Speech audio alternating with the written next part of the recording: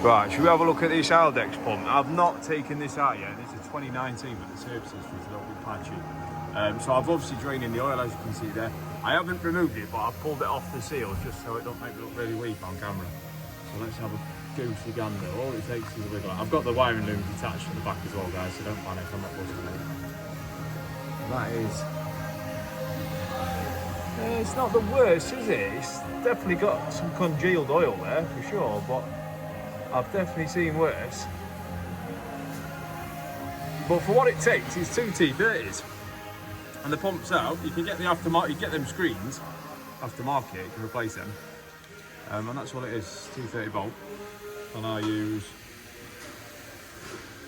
a little bit of a longer T30 bit and my blue point ratchet. And there's the part number if you want that one, guys. But yeah, I've definitely seen worse, but you know, servicing's key, guys. And that pump's gonna last longer now. I'm gonna clear all that screen out. Fresh oil. Job's a good one. So yeah, let me know what you think in the comments.